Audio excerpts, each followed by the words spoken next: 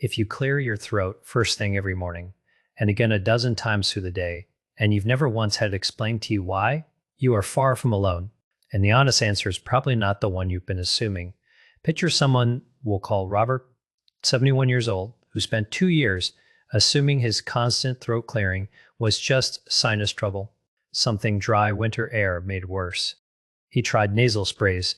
He tried antihistamines. He even switched brands of toothpaste on a friend's suggestion, thinking it might be an allergy. Nothing touched it.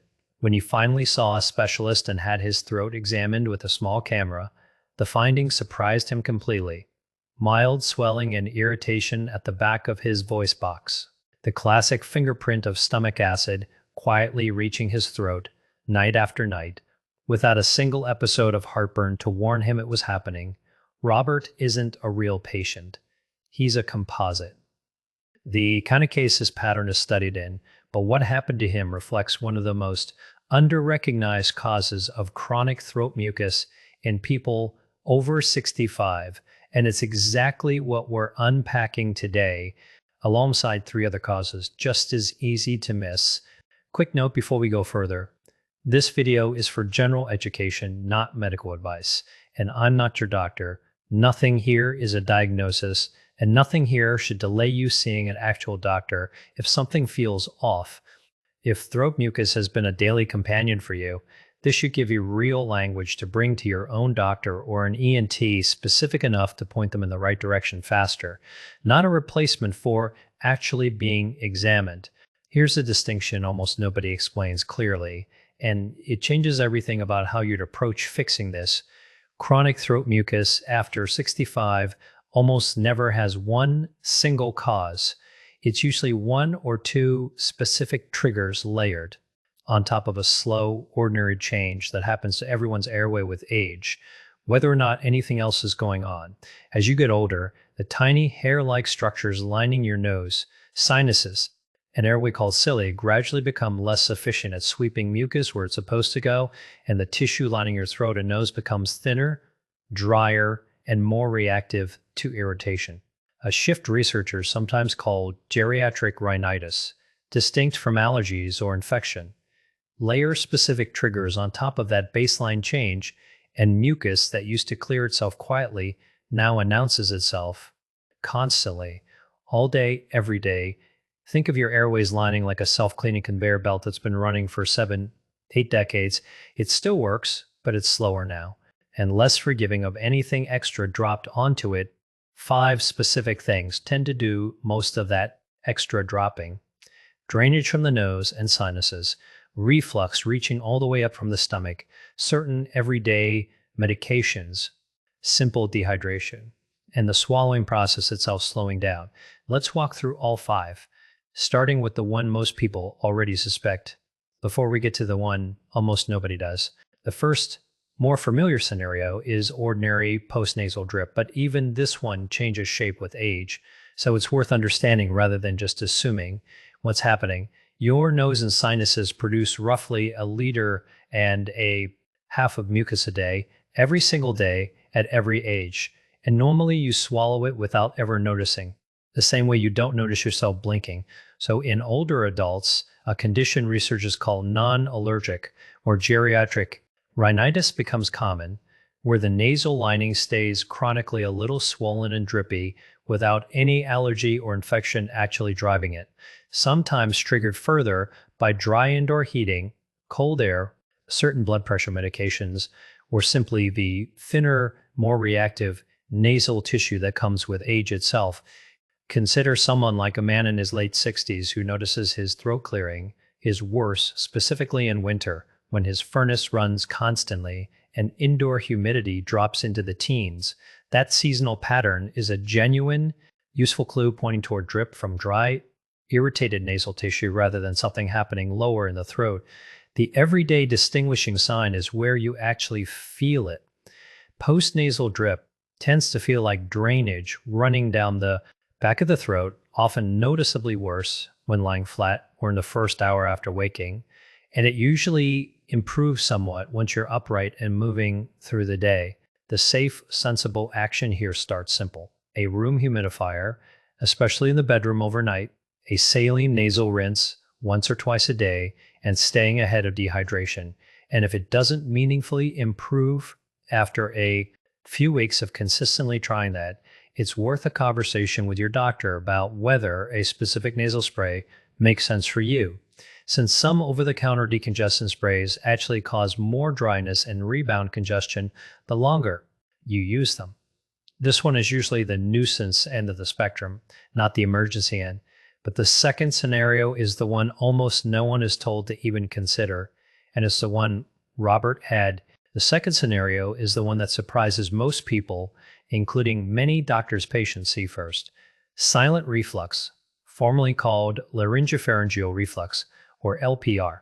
Here's the mechanism, and it's a genuinely different pathway than ordinary. Heartburn. Your esophagus has two protective valves, one where it meets your stomach, and a second upper one where it meets your throat. In classic acid reflux, only the lower valve leaks, so stomach acid stays in the esophagus and you feel burning behind your breastbone. In LPR, that upper valve also relaxes when it shouldn't, letting reflux travel all the way up into the throat and voice box. For tissue that has almost none of the acid-resistant lining your esophagus has, so even small amounts of reflux there are intensely irritating and trigger a flood of protective mucus. Think of it like the difference between a spill that stays contained on a sealed countertop versus one that reaches an unsealed, unprotected surface. The same amount of liquid does dramatically more damage depending on what it lands on. Here's the evidence that makes this genuinely underdiagnosed. In a combined series of over 800 patients published in the otolaryngology literature, throat clearing was reported by 87% of people with LPR. But heartburn, the symptom most people associate with reflux, showed up in only about 20% of them, compared with 83% of classic GERD patients. In other words, the symptom most people wait for to suspect reflux is often the one symptom LPR patients don't get. A separate study found that among patients specifically evaluated for various throat disorders, excessive throat mucus and postnasal drip-like symptoms were the single most common complaint, reported by over 80% of those later confirmed to have LPR on examination. If your throat clearing is worse after meals, worse lying down at night, or comes with a chronic sense of a lump in your throat that swallowing doesn't clear, that combination is worth naming specifically to your doctor as possible LPR, not just sinus stuff, because the treatment path is genuinely different.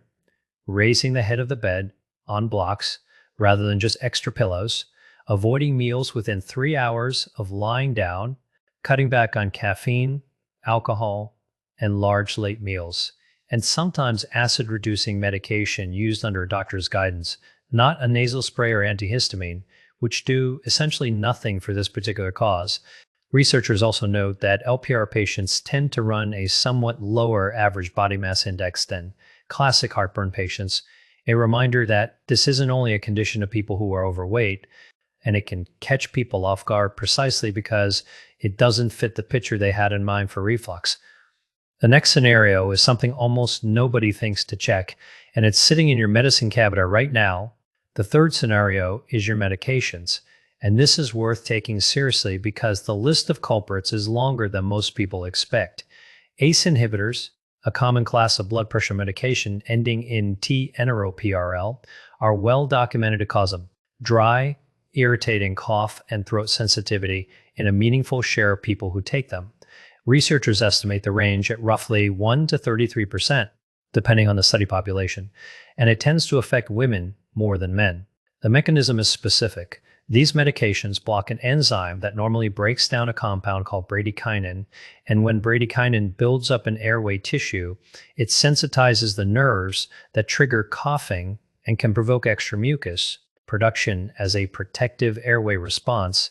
Separately, and almost paradoxically, antihistamines and decongestants taken for allergy or sinus symptoms can sometimes thicken existing mucus and worsen the very drainage sensation people take them to relieve, especially with regular long-term use. And diuretics, often prescribed alongside blood pressure medication, can mildly dehydrate the body overall, which, as we'll get to next, makes every kind of mucus thicker and harder to clear. None of this means stop taking your medication on your own. ACE inhibitors are prescribed because they genuinely protect the heart and kidneys, and stopping abruptly can be its own risk. A dry cough or throat irritation that started around when you began a new prescription or got worse after a dose increase is simply worth mentioning at your next appointment. Since there are often other blood pressure medications in a related class, like ARBs, that treat the same condition without triggering the same bradykinin-related cough for most people, bring the timeline with you. When the symptoms started relative to when the prescription changed is often the single most useful piece of information you can hand your doctor. The fourth scenario is the simplest one on this entire list, and also the most commonly overlooked. The fourth scenario is dehydration, and the mechanism here is refreshingly straightforward.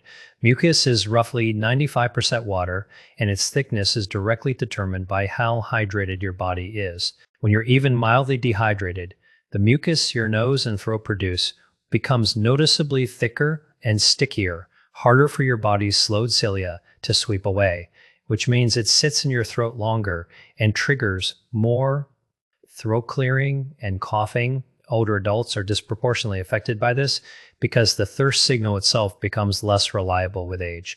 Many people over 65 simply don't feel thirsty until they're already meaningfully dehydrated, which is very different from how the body worked at 40 at a diuretic blood pressure medication. On top of that, blunted thirst signal and thick, sticky throat mucus becomes almost inevitable for a lot of people without any nose or throat problem actually being present.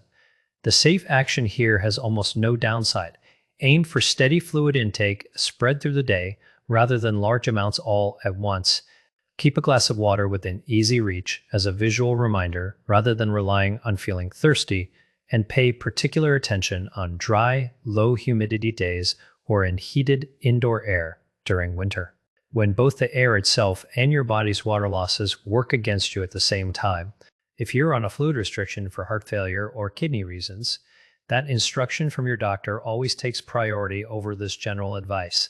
Check with them about the right target for you specifically, rather than assuming more water is automatically better. Now, here's when any of these 5 crosses from nuisance into something that needs prompt medical attention, not a home remedy. The line between a nuisance and an emergency matters here, and it's worth being explicit about it. Ordinary throat mucus, even when it's constant and irritating, is a nuisance. It disrupts your day, but it isn't dangerous on its own. It becomes something to bring to a doctor promptly, not something to wait out. If it comes with any of the following: mucus that's consistently blood-tinged rather than clear or white, unintentional weight loss alongside the throat symptoms, progressive difficulty swallowing, especially with solid food catching or sticking, a persistent hoarseness lasting more than 2 to 3 weeks, or a lump in the neck you can feel, none of these automatically means something serious. Most of the time, they don't.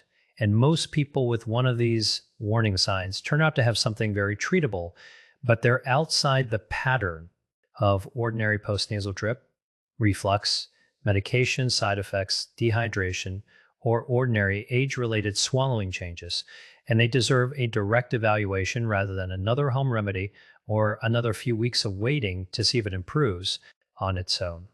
If you're reading this list and recognizing one of these alongside your throat mucus, please don't wait for it to resolve on its own.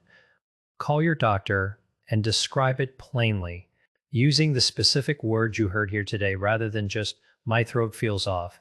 A direct, specific description is often what gets a patient seen faster and taken seriously on the first visit.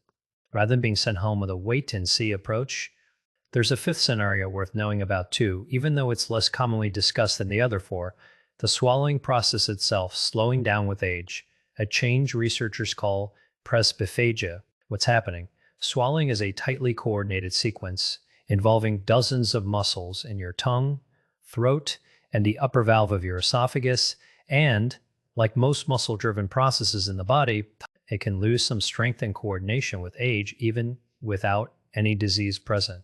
A study using direct camera examination of healthy, community-dwelling older adults over 70 found swallowing alterations, most commonly small amounts of food or secretions, lingering in the throat after a swallow instead of clearing completely in about half of otherwise healthy participants.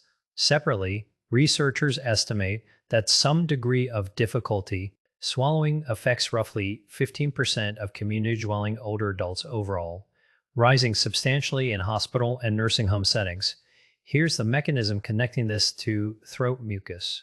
Specifically, if swallowing doesn't fully clear the throat with each pass, the small amount of normal saliva and mucus left behind accumulates instead of being efficiently swept down, which produces the sensation of a constant coating or need to clear the throat even when nothing new is actively draining from the nose or refluxing from the stomach. This one is harder to self-diagnose than the others, and it's worth raising with your doctor if you've also noticed food occasionally feeling like it catches on the way down, or a wet, gurgly quality to your voice after eating or drinking, since those particular signs point toward the swallowing mechanism itself rather than drainage or reflux, and a speech-language pathologist can formally evaluate it if needed.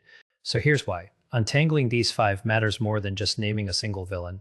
They call for genuinely different responses, and treating the wrong one gets you nowhere. A humidifier and saline rinse do very little for silent reflux. Acid-reducing medication does very little for a medication side effect, and no amount of either fixes plain dehydration. That's the real reason so many people try one remedy, feel disappointed when it doesn't work, and conclude nothing helps, or that they simply have to live with it, when the honest issue is usually that they treated the wrong one of the 5, or more than one, is layered on top of the others at once, which is genuinely common in this age group. Since the same slower, thinner airway lining that makes postnasal drip worse also makes a person more sensitive to reflux, more affected by a medication side effect, and more vulnerable to mild dehydration all at the same time. So if tonight you want a simple starting point, spend 1 week just tracking the pattern. Is it worse lying down, worse after meals, worse in dry winter air, worse specifically with eating and drinking, or steady all day regardless? That single week of paying attention will tell you and your doctor more than any single product on a pharmacy shelf. And it's the same first question a specialist would ask you anyway. And please remember, none of this replaces an actual exam, a doctor or ENT looking at your throat and voice box directly. Sometimes with a thin, flexible camera that takes only a minute or two, can often tell within that single visit which of these 5 is the dominant driver for you specifically, something no video, including this one, can do from the outside. If a first visit doesn't get to the bottom of it, asking specifically for an ENT referral is a completely reasonable next step, not an overreaction. If this helped you finally put a name to something you've been dealing with quietly for years, possibly for longer than you'd like to admit, type the word mucus in the comments. It helps this reach more people asking the exact same question about themselves or a spouse. And tell me, does yours show up worse at night after meals or steady all day? That pattern is genuinely useful information, both for you and for anyone else reading through these comments today.